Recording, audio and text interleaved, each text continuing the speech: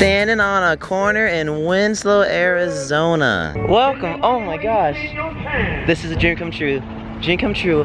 Dreams are coming true. I'm gonna cry, I'm gonna keep my sunglasses on. This has been a dream of mine for quite some time now. Look at this, there's a fella here with his guitar standing on the corner of West 2nd and North Kinsley with a Ford, a flatbed Ford. You know the song, standing on a corner in Winslow, Arizona, such a fine sight to see. It's a girl, my lord, and a flatbed Ford slowing down to take a look at me. Also, you don't know about this song? Take It Easy was released in 1972 and written half by Jackson Browne and the other by Glenn Frey. And look, right up there in that painted window, there's an eagle. That's so cool. Now this song was actually half written by a man named Jackson Browne, who was a close friend to Glenn Frey, who was the lead singer and lead acoustic guitarist in the band The Eagles. Jackson had trouble finishing the song. He only got up to standing on the corner in Winslow, Arizona, and then stopped. Couldn't have anything else finished. Didn't know how to finish it until Glenn Frey came to the picture. Glenn heard it, fell in love, and asked if he could have the song for his new band, The Eagles. But once Glenn heard it, and they're playing the song in the store across the street, he fell in love and he knew how to finish it. So then he came along with, it's a girl, my lord, and a flatbed Ford, that part, and then so on and so much. And he made the song famous for stretching out the E in easy to now we all love and know the song for that. The song was released on their self-titled album, The Eagles, in 1972, and rose up in the charts. Not to #1, but I think in the top 10 or top 20. Now yes, they do sing Flatbed Ford in the song, and there is a Flatbed Ford in Winslow, Arizona. But technically not on this corner, but a corner in Flagstaff, Arizona, which is about an hour away from here. He chose Winslow because his van broke down here, his truck, when he was traveling through for concerts, and he was waiting on this corner for his truck to get fixed. And plus it rhymes better than Flagstaff, Arizona. Now, I said he was standing on a corner in Flagstaff, that's when he saw the girl, but when he was waiting for his truck to be fixed in Winslow, he was standing on this corner right here, outside of what is now the Standing on the Corner, Winslow, Arizona, Take It Easy shop, which was once a drugstore. And speaking of drugstore, that was a drugstore right there too before it was turned into the park in 1999. I've come to the conclusion that this is Glenn Frey in the early 70s with his big old hair and bushy mustache. I'm not sure if this actually is, but I'm just assuming this is Glenn. And despite what many think, that statue right there is not of Jackson Browne. So this statue right here is in fact not Jackson Browne, but just some random cowboy with his guitar, cowboy boots, hand in his pocket, and looking out for a lady to stop by and look at him. And the cool thing about the statue, he's looking in the general direction of the corner that Jackson Browne was standing on when he was waiting for his truck to be fixed here in Winslow. Actually, about 5 years ago, Jackson Browne came to Winslow, performed, had an interview, and said that statue, well, for one, head's too small, and two, it's just not him. The girl slowing down actually happened to Jackson Browne, but it happened in Flagstaff, and she wasn't even in a Ford, she was in a flatbed Toyota. Now, Glenn liked the idea, but he switched around the Toyota with the Ford because it sounded better, and Jackson Browne decided on using Winslow instead of Flagstaff because his van actually broke down in this town. So the Ford part's made up, but the entire story of a girl checking out Jackson Browne out of lust completely is true, just, you know, in a Toyota, not a Ford. It sounds better with the Ford, though.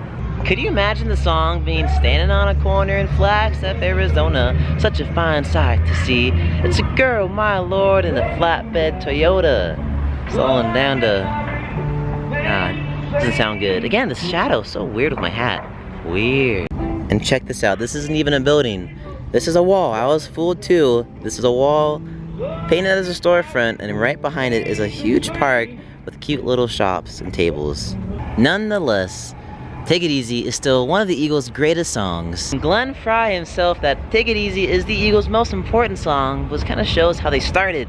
Humbly, small, just taking it easy, running down the road, trying to loosen their load. Little did he know, and little did the whole band know, they'd become one of the most important bands in American, and heck, all the world's music history. And even though they weren't in the same band, Glenn Frey and Jackson Browne were still best of buds throughout their entire career. Right up there, perched in the window of this painted building, is an eagle. Ooh, I like it. It's like a little Easter egg to the eagles. I was talking to a local and she said that tourism is the main income of Winslow, and without this corner, this town would have been long gone. Eagles, you guys are keeping people's dreams alive and helping this little small town stay alive as well. Man, this is just moving. This is crazy. This is a bucket list item for me. The shadow is crazy with my hat. I'm so grateful to be here right now, standing on this corner. This is so exciting. And directly across from the corner is this humongous mural of a Route 66 road sign with Take It Easy store right there and another one right there.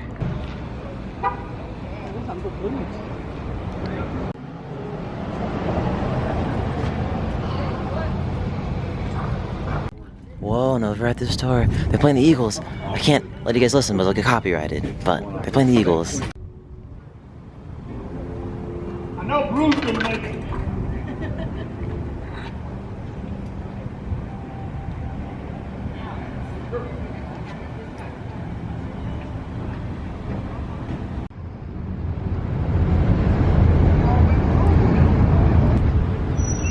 Around the night?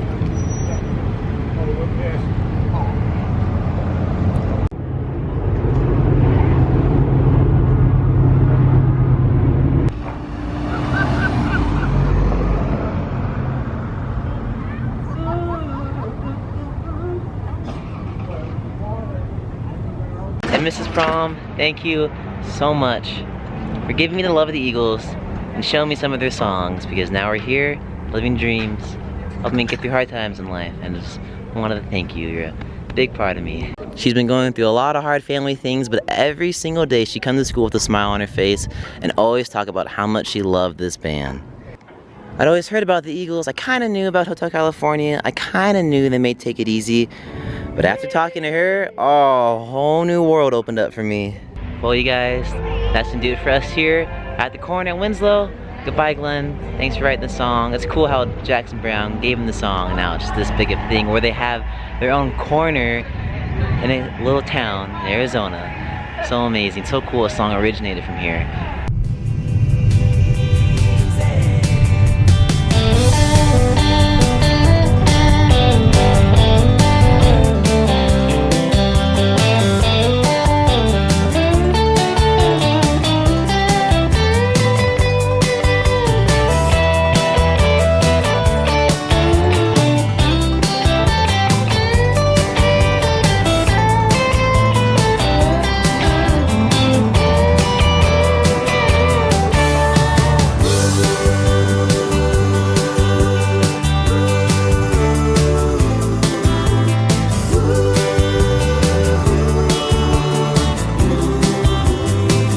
Ladies and gentlemen, welcome to the Jack Rabbit Trading Post. So bam, right off the bat, you should recognize this because Pixar cars used this in their movie and in Cars Land, but instead of it being a jackrabbit, they put Model Ts on it, Model Ts on the very top.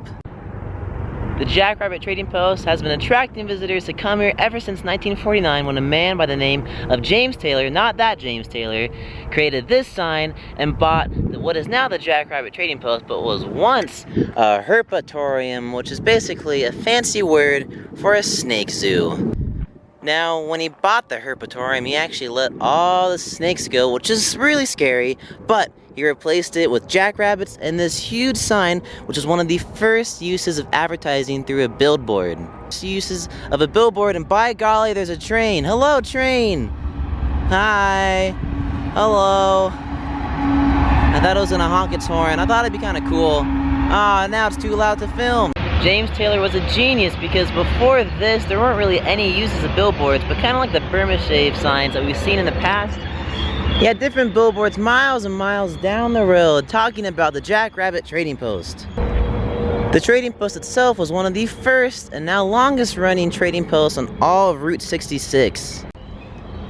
And you see, he used so many signs because there is absolutely nothing out here, and just a long stretch of miles of absolutely nothing. So obviously he had to use billboards to attract people to come to his little shop in the middle of nowhere. Okay, the train stopped so I can continue with talking about the amazing trading post, which is in Joseph City, Arizona, about 20 miles outside of Winslow, Arizona. You see, James Taylor placed dozens and dozens of signs up and down Route 66, attracting people to come to his little trading post. See, he had to use these signs because there's nothing out here except the Mother Road, the new highway, and trains. And what better way to attract people to come here than using the jackrabbit, a fictitious animal, as your mascot?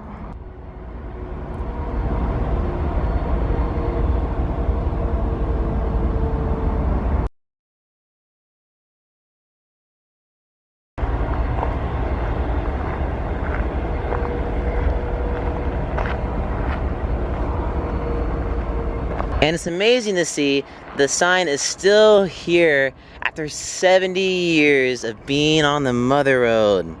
I think the coolest thing about this sign is how it was used in Cars and is now in Cars Land right by the Cozy Cone. You can actually see it on the side of Lizzie's little gift shop there and by the exit of the Cozy Cone in DCA in Cars Land.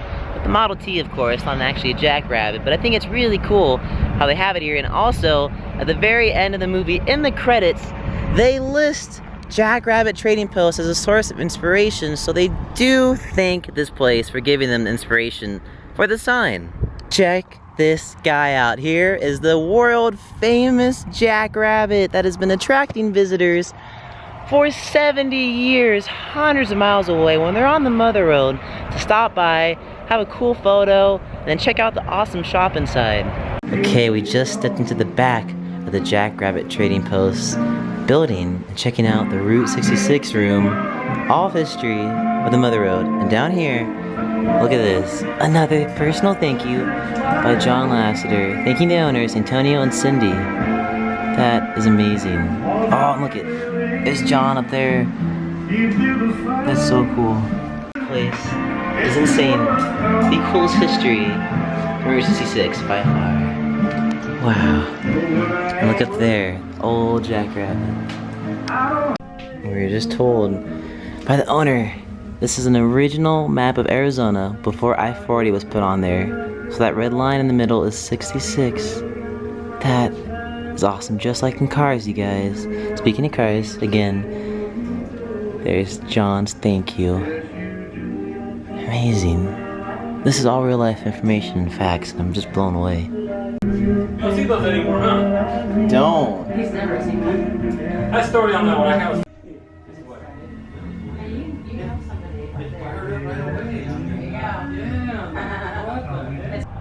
Okay, wow, just got out of the Jackrabbit Trading Post and I had the most amazing conversation with the owner, Tony. Thank you so much, Tony. It was the greatest pleasure and honor talking to you, learning so much about the history of the Jackrabbit Trading Post. And I want to tell all you guys about it now too, because I was talking about it earlier, but now I got some more stuff. And I want to say first, you have to come out here. You have to come here. This is such an important part of US and Route 66 history, from James Taylor, who originally owned it, to now Tony and his family, who are all very kind and sweet and cool and keep it up and running. And he has new plans that are going to come here, and they want to let you know, they want me to tell you, it's still here. The Jackrabbit Trading Post is still alive, it's still well. They have so many cool things coming up for the future, but they want to keep this open forever. I mean, I'm assuming for as long as people are still coming on Route 66, it's gonna be here. I'm saddling on the newly painted Jackrabbit. Okay, this is the first piece of info I wanted to tell you. They just repainted this cool little jackrabbit who is very kind. He's very sweet. They actually made him a little bit more cartoonish looking, so he's more inviting to people that are coming here. And the second piece of information that I wanted to tell you is that they're actually going to restore the top of the building here at the Jackrabbit Trading Post to make it how it originally was, with a little jackrabbit on the very top, on the roof of the shop to invite visitors. He was talking about making it out of mufflers, which is really cool, so the wind won't knock it down, which is what happened to the original jackrabbit that was on the roof. Okay, so you remember how I was talking about the little signs all up and down Route 66, like Burma Shave signs, talking about this place? So Tony informed me the reason why it says here it is, which is a good question. Why does it say here it is because hundreds and hundreds of miles from California all the way to Los Angeles, and in Nevada and Las Vegas it'd have like 200 miles, 300 miles, 100 miles with a little jackrabbit, or sometime a big 18-foot, 12-foot jackrabbit with the mileage underneath it, talking about how far the trading post is away from it. And then bam, once you get here, it says here it is, and that's why it's here it is, which is amazing. And you know, it makes sense now when I learn about it. And I should have learned that, but I should have known that earlier, right? Like, man, I need to go back to school. But what's really cool about that story is that, well, now they're gone, because originally you could actually put those little signs up and down the mother road before, you know, state interference and law and health codes and blah, blah, blah, blah. And stupid, boring laws took away all the fun. But now what Tony and his family are planning to do, and actually have already started to do, is remake those little signs. He's actually already made over 200 of the small rectangle signs saying how far it is away. But what they're gonna do is they're gonna put those back up, and they're actually sending them to their friend's house all the way in Phoenix, Arizona, to Los Angeles, to Las Vegas, and trying to bring people back to this little cute place because it's still here. Tony, if you're watching, I would happily take one. I live in Portland, Oregon, and I bet you, by golly, I will put one up in our front yard. I kid you not. I bet you everything I have in my wallet, I'll put up one of the little signs that says how far it is away, just for the heck of it. If you guys want, I mean, I'd be happy to. When I was talking to Tony, which was an awesome conversation, he was telling us how he actually replaced all these little baby rabbits on the side of the roof. And with that, they've been working so hard to restore this place to its former glory. It's still absolutely amazing and beautiful. I think it's great. You gotta stop here, but they are working super hard to bring the Jackrabbit Trading Post back to life. And along with that, they're talking about, I believe right here in this pole, having a huge jackrabbit on a motorbike with its ears flapping in the wind to put up right here. He was talking about maybe making the pole here shorter, but that'd be so awesome, so you could see it right off, right there, I-40. So that's kind of crazy. I-40's right there, Route 66. So you guys see, there's not a lot of difference in space right there, but once that highway opened up, everything on the mother road, what you see now, disappeared. Not a soul drives on it. Maybe once every hour or two. But look at that highway, booming with drivers. And that's the news for us here, folks. Thank you so much for coming along with this fun video and adventure of the Here It Is Jackrabbit Trading Post sign and Jackrabbit himself. I've been Alex. It's been so much fun taking along with me. I hope you come out here, make a trip of it, stop by Winslow, go in the corner. Thank you so much for watching. Remember to subscribe, like, comment, tell your friends, tell your family, have your little cousins watch, because we're having fun. We're taking a good old time on the mother road. And I'll see you guys in the next video.